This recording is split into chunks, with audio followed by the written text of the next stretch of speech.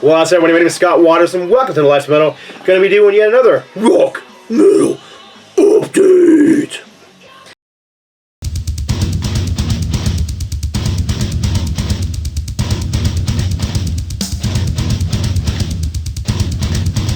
That's right, time for the rock metal update. It's going to be a 7-inch video. When I was out in California with Bill Baffert a few weeks ago, him and I were in Amoeba Records in Hollywood in their new building, and him and I spent at least 2 hours going through every single 7-inch record they had, and both of us bought huge piles. So this is what I got to show here. This is all stuff that I picked up in the last few months. Not all of this from Amoeba, but there was probably about a pile about that much from Amoeba alone. This very first one, I'm going to get right into this, and I'm going to show these quickly because there's a lot here.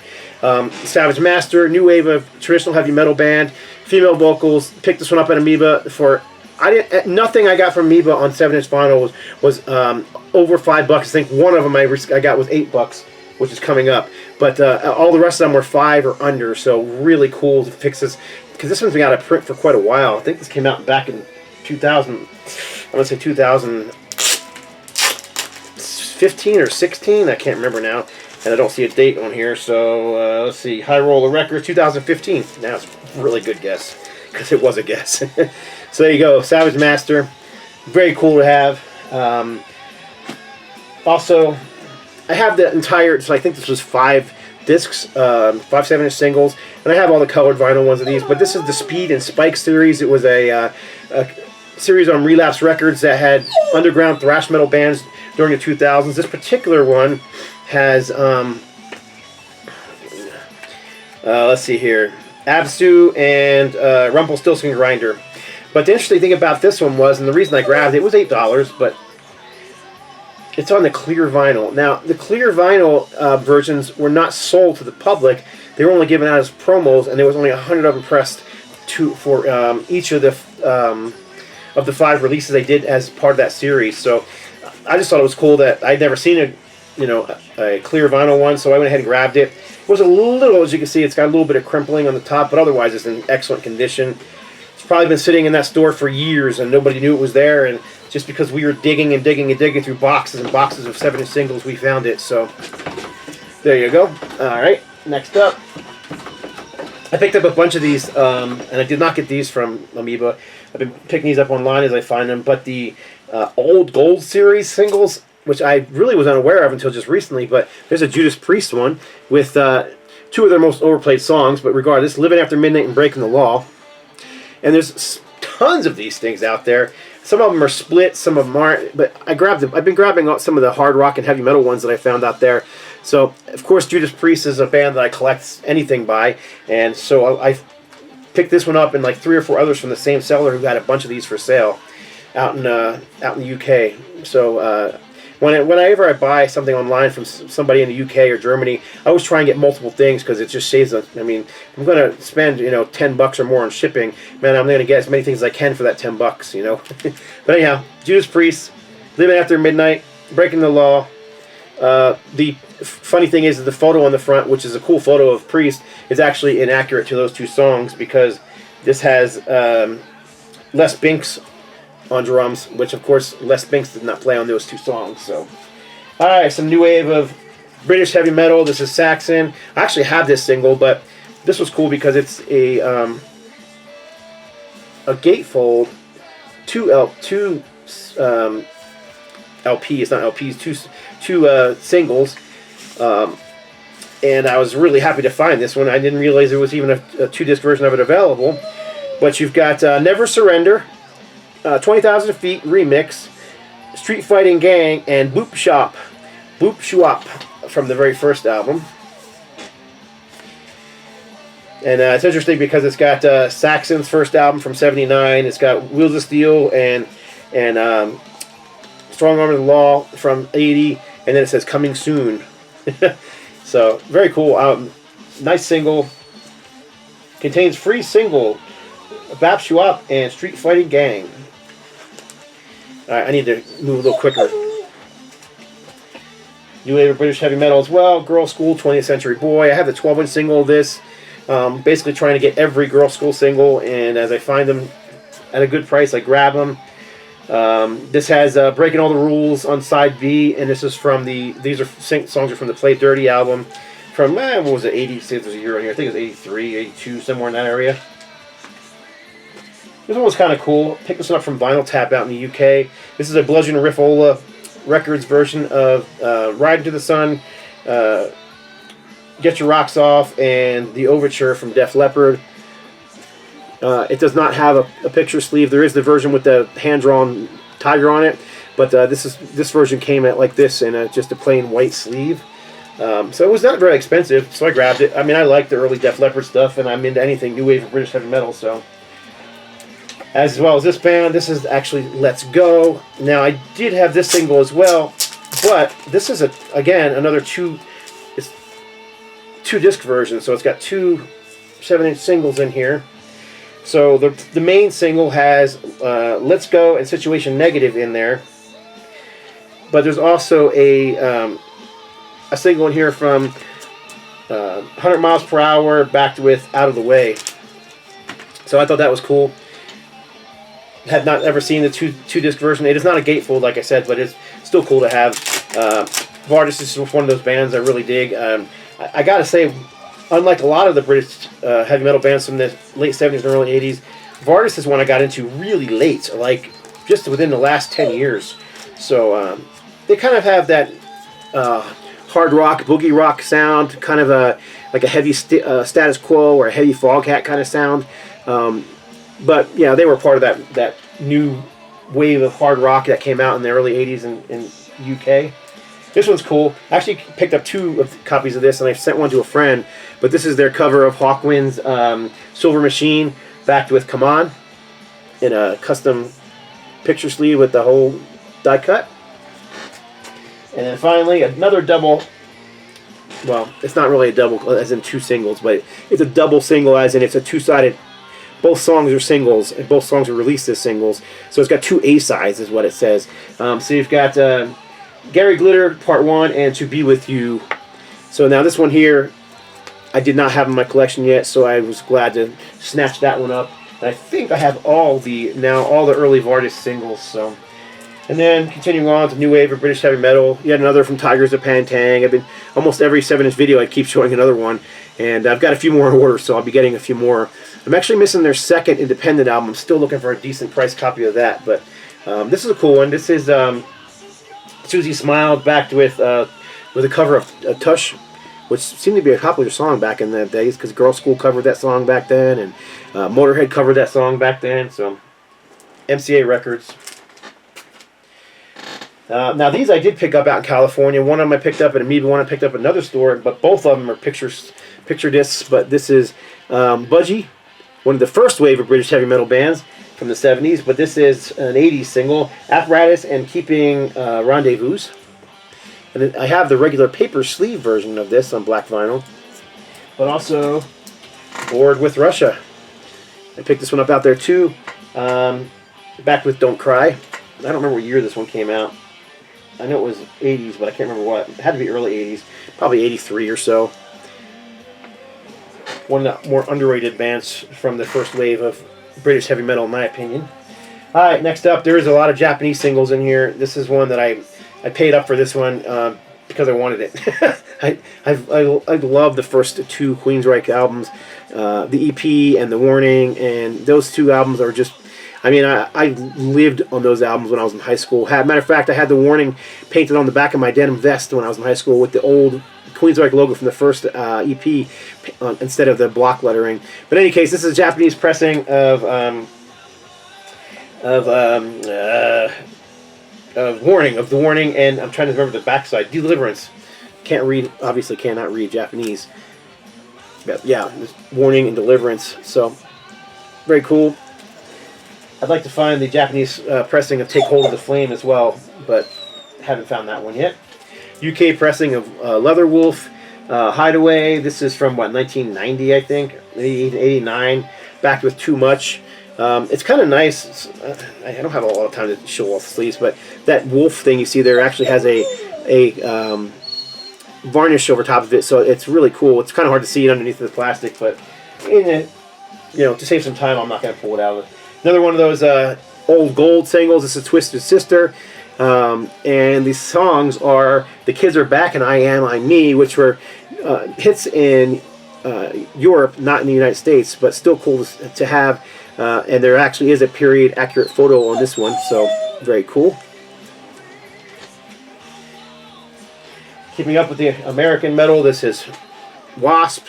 This is The Real Me. I actually have a cutout shaped picture version of this, but nice to have a sleeve actual version. And I can't remember what's on the B side. It's The Real Me, and let's see what's on the B side. Lake of Fools. So Wasp. Wasp were just here this past Monday, and unfortunately I had tickets to go with my buddy, and unfortunately I didn't go because I was very sick. So I was almost sick for almost 2 weeks, and I thought I was feeling better that morning. I was all prepared to go. I was going to pick him up. We were going to go, but man, about 6 o'clock I was just dying, and anyhow, didn't make it to the show. Bummer. Alright, next up, Bruce Dickinson, Tattooed Millionaire, UK pressing. Back with Ballad of Mutt. One of the singles I talked about in my last video that I was looking for to getting, it was Burning Love by Loudness, 1983. This is one of their first 3 singles. And as you can see, it's on the B&M label, distributed by Columbia, which of course they ended up getting picked up by Columbia. So I have all 3 of the first 3 early 80s singles from Loudness, 7-inch. So I'm really happy to have those finally. They don't show up often, so, and I got those off for a really good price. Make Me Laugh, Anthrax, American Thrash Metal. I actually have a different version of this on yellow vinyl. This is a black vinyl version. I am going to pull this one out of the sleeve because it's got a die-cut sleeve. Excuse me, a die-cut cover, so you can kind of see there's the vinyl coming through. So I've never seen the die-cut version before. I'm going to show it to you up close. You can see the center label through the mouth.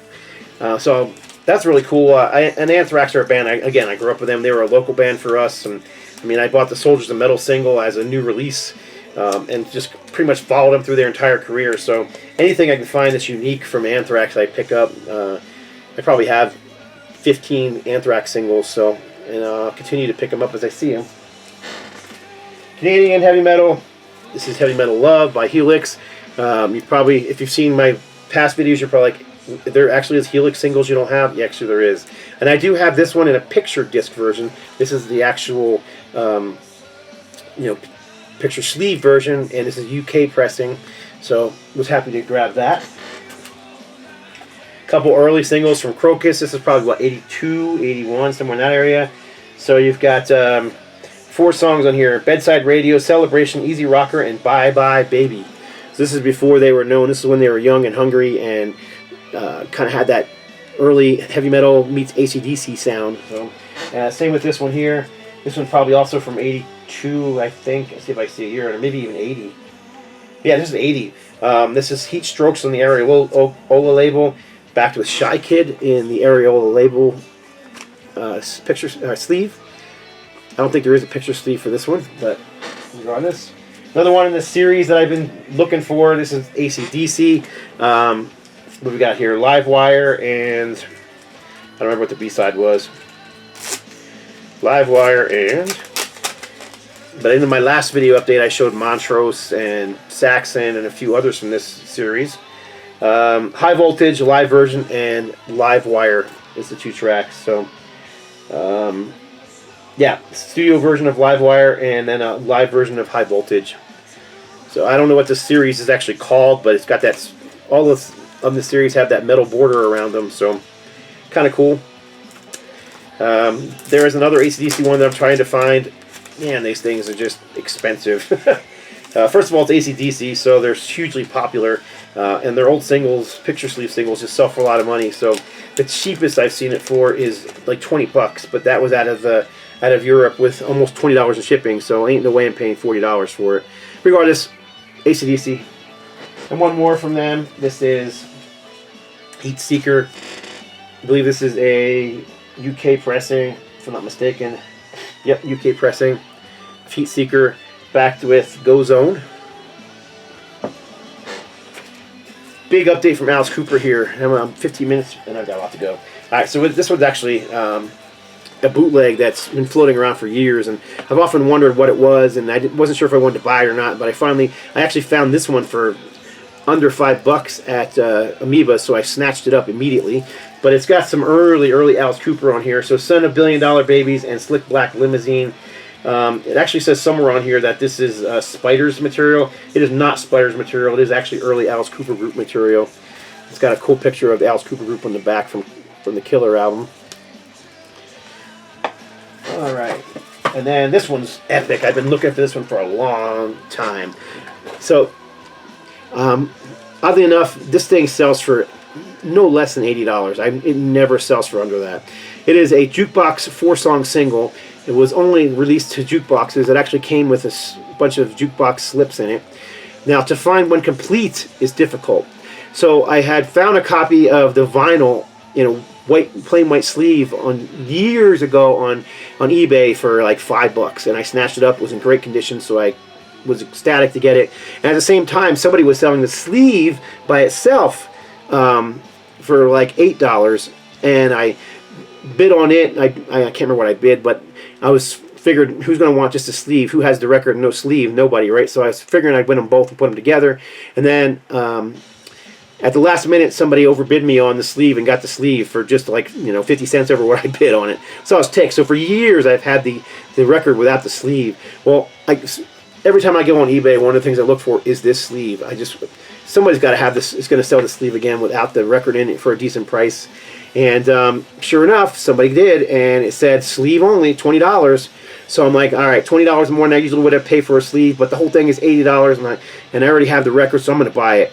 So I bought it. Well, I get it in the mail. Not only was it the original sleeve, but it had the original uncut jukebox slips, and it had their vinyl. So I was like, all right, right on. So I got it for $20, but it did say sleeve only. Now, the vinyl was not anywhere near as good condition as the copy that I had, so I switched the vinyl out.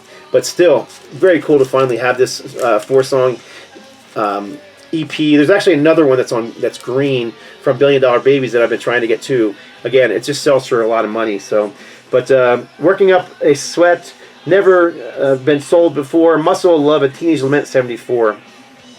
So there you go, Alice Cooper. This is a School's Out Gutter Cat picture sleeve. Again, anything picture sleeve, Alice Cooper. I'm going to snatch it up. This is a German copy of that from what, 72? Is that what it was? 73, somewhere in that area? 72. Alright, getting out of the classic 70s stuff, getting into some 80s stuff. There's 3 from this band. This is from the first Cinderella album, Nobody's Fool. This is a, I can't remember, I think it's a UK pressing, but I'm not 100% sure. Backed with Push Push. I picked up 3 singles from them, not even from all the same place. This is an interesting one. It's, gosh, I can't remember where it's from now. I think it's an Italian pressing of Shelter Me, backed with, yeah, I can't remember what it's backed with. I'm going to have to open it and look. Shelter Me, backed with Love Gone Bad. And this was like a tour promotional single when they played in Italy back in, what was this, 1990 when this came out? 88, somewhere in that area, maybe, nope, 1990. So anyhow, very cool pickup. I'd never seen it before. Nice picture sleeve. And then finally, one more. This is also Shelter Me, back with Love Gone Bad, and this is a UK pressing on the Vertigo label. Sticking with the same kind of sleazy 80s rock. This is a promo pressing of Faster Pussycats Babylon. It was primarily a promo only pressing, and it has Babylon on the white. See, it's a white label promo. It's got Babylon on both sides, even though the sleeve says that the backside should have Smash Alley on it. But so there's actually probably a regular version of this out here, but the promo sleeves in the promo version were only had one song on both sides. And Extreme.